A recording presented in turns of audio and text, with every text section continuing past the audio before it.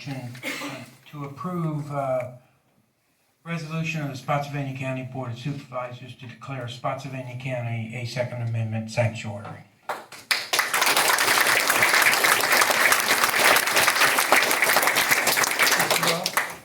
I would like to thank everybody for coming out tonight. We've been told maybe we're only making a statement, but so was the Boston Tea Party, and I will tell you that you have made a statement tonight as well. I'd also like to thank Sheriff Harris, because of all the things that have happened tonight. He is an elected constitutional officer. He's elected by you, the people, we the people of Spotsylvania County. He doesn't work for the governor. He doesn't work for the Board of Supervisors. He works for we, the people of Spotsylvania County, and if you weren't here to hear what he said, it was very powerful and very meaningful, and I'm sure it'll be in the paper tomorrow. So thank you, Sheriff Harris, for coming out. I just want to go into what I believe was the founders' intent, and I'm not a historian, but I know a few things about history, and one of the overarching concepts the founders of America had, and I believe it is the basis and foundation of our government, which I believe we're the greatest country of freedom and liberty in the history of mankind. That's right. The core foundation is built on one single concept, and that is that the human heart is flawed and needs checked and balanced. And that check and balance is found in our United States Constitution. And I know there's plenty of checks and balances that we see from the founders developed from the Bill of Rights and the amendments that followed. We see the legislative branch with the power of the purse over the executive branch, and we're even seeing now, even though I fully disagree with it, the impeachment process that's ongoing. And that check and balance. We see the executive branch having veto power, and the legislative branch being able to have a final say in whether the legislation is passed rules that are inside the Constitution or not. So I got two quotes to read, both on preserving the principles of the Constitution. The first is Daniel Webster. It is hardly too strong to say that the Constitution was made to guard the people against the dangers of good intentions. There are men in all ages who mean to govern well, but they mean to govern. They promise to be good masters, but they mean to be masters. Another quote from Thomas Jefferson. In questions of power, then, let no one be heard of confidence in man, but bind him down from mischief by the chains of the Constitution. So, there is no hate here in supporting the Second Amendment. There is only a large check and balance over what, through the course of human history, has been the government, which different governments have been the most dangerous and tyrannical forces known to man. And that's been brought up tonight several times. No, preserving the Second Amendment and preserving the right to bear arms is anything but hate. It prevents it. There is no hate in a father defending his daughter, son, and or wife from a home intruder. There is no hate for a young woman defending herself when attacked and threatened with rape or death. There is no hate in protecting a fellow citizen from harm by criminals and those with no morals and that do not follow the law. I've gotten several emails from people who don't support this. Not very many, but there are some misconceptions to what we're doing out here tonight. And I just want to make sure that they're clarified. What we're doing, we're not changing the law in Virginia. We're not making any felons in Virginia not a felon, and we're not making anything presently illegal legal. But we are making a statement that we will not tolerate nor endorse nor support new potential laws that, if they're enacted, will make law-abiding citizens of Spotsylvania County felons overnight by turning in arms of what the Constitution gives every American the right to do, to protect his or her family and himself or herself against any aggression. I think one of the things that's brought this out in our General Assembly is the Virginia Beach shooting. And full disclosure, I didn't do my own research on this, but I'm a fan of Jim Gergety, and he wrote the following. It appears that nothing the Virginia Democrats are proposing would have changed what happened in the Virginia Beach if it had been law. Universal background checks, no, the shooter passed a background check as he had no criminal record or institutionalization for mental health issues. He had a concealed handgun permit. Red flag laws, no, as noted above, no one around the shooter perceived him as a violent threat until he opened fire. 10-day waiting periods, He bought his firearms at least a month before the attack, in some cases years earlier. Limits on the number of guns that can be purchased each month. The shooter never purchased more than one handgun in a month. A ban on assault weapons.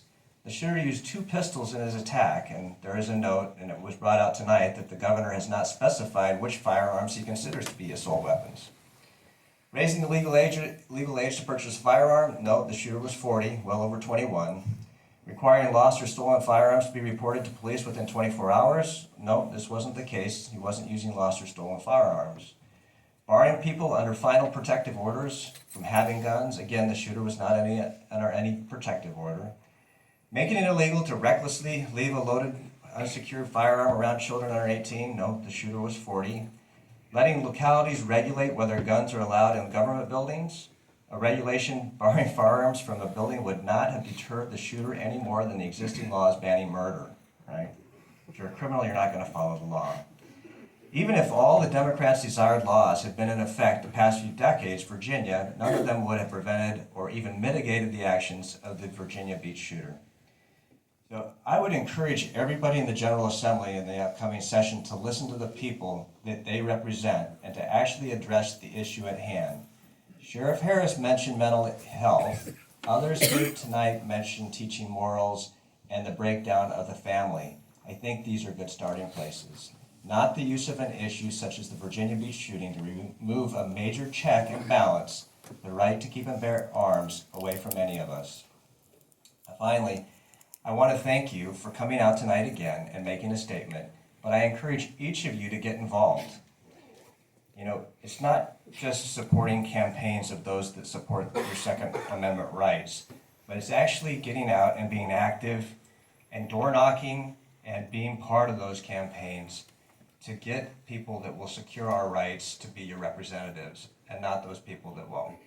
So with that, I fully support this. I would like to make a friendly amendment, and that is that in our resolution, we address the 2019 items. I'd like to also make a motion to approve with the addition of a reference to the 2020 General Assembly session that's in the 3rd paragraph, just adding to what's already there, the 2019, the 2020 as well. Mr. Ross, with that change then, the 3rd paragraph would read, whereas certain legislation introduced in the 2019 session and certain legislation were introduced in the 2020 session of the Virginia General Assembly, and the rest will remain the same. Amy, I'll get that final copy to you for. Mr. McLaughlin? Yeah, so I'll keep it short. We've been here a little while. So throughout this, and it's throughout the state, there's been a number of these meetings going on, and it's a great thing that's happening right now. Only had a handful of folks that actually sent emails that were anti-Second Amendment, and as you saw today, there's only a couple of people that actually came here and talked against it. And they said that all we are doing is a symbolic action. It has no teeth or no rule of law. And you know, to that extent, what they're saying is that we cannot nullify state law if they pass that. But along that same train of thought, that they need to go back and say, then the governor and the state legislator cannot nullify the Constitution or nullify the Second Amendment.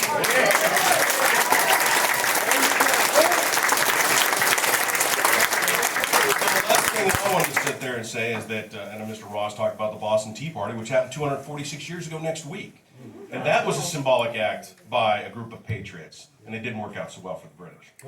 And again, so the other thing, you know, across the state, thousands of Virginians are exercising their First Amendment rights by coming out here, standing up against the tyranny of the government. And that is symbolic. And what you've done today is important. And the hundreds of people outside are important, because that word's going to get across the rest of the state and across the nation, and that is how we defeat this tyranny. Thank you.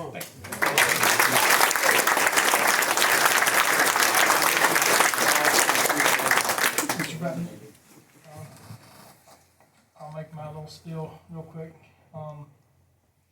Yeah, I'm going to support it, just to let you know, so I don't get mutilated in whatever I say here.